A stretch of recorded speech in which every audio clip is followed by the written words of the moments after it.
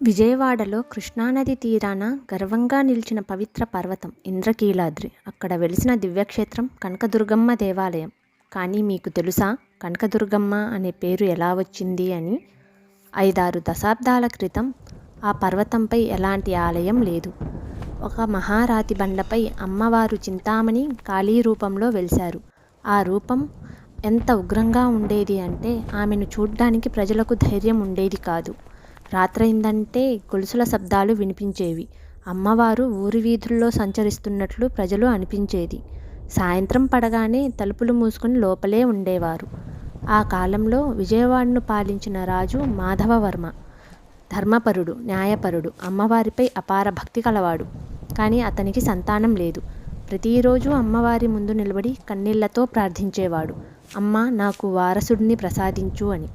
అమ్మవారి కటాక్షం కలిగింది. రాజుకు పుత్ర సంతానం కలిగింది. ఆనందంతో రాజు అమ్మవారికి మొదటి ఆలయాన్ని నిర్మించాడు.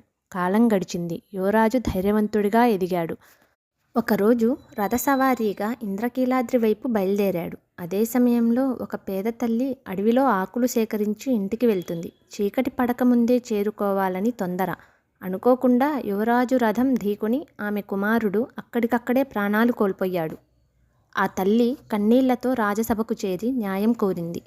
రాజసభ నిశ్శబ్దంగా మారింది. రాజు గంభీరంగా అన్నాడు, నేరం చేసినవాడు ఎవడైనా సరే శిక్ష తప్పదు. తన కుమారుడికే మరణదండన విధించాడు. తానే స్వయంగా తీర్పును అమలు చేశాడు. ప్రజలంతా కన్నీరు పెట్టుకున్నారు.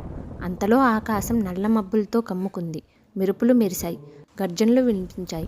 అకస్మాత్తుగా ఆకాశం నుంచి కనకవర్షం కురిసింది. ప్రజలు ఆశ్చర్యంతో ఆ బంగారు నాణేలను ఏరుకుంటున్నారు. రాజు మాత్రం ఆకాశంలో అమ్మవారి రూపాన్ని చూస్తూ కన్నీళ్లతో అన్నాడు, నువ్వే ఇచ్చి నువ్వే బలి తీసుకున్నావు కదమ్మా. అప్పుడే అద్భుతం జరిగింది. మరణించిన యువరాజు, ఆ పేద బాలుడు ఇద్దరూ లేచి పరిగెత్తుకుంటూ వచ్చారు. రాజు ఆనందంతో తన కుమారుణ్ణి ఆలింగనం చేసుకున్నాడు. ఆ రోజు కురిసిన కనకవర్షం కారణంగా అప్పటి నుండి ప్రజలు అమ్మవారిని కనకదుర్గమ్మ అని పిలవడం ప్రారంభించారు. వీడియో నచ్చితే జై కనకదుర్గమ్మ అని కామెంట్ చేయండి.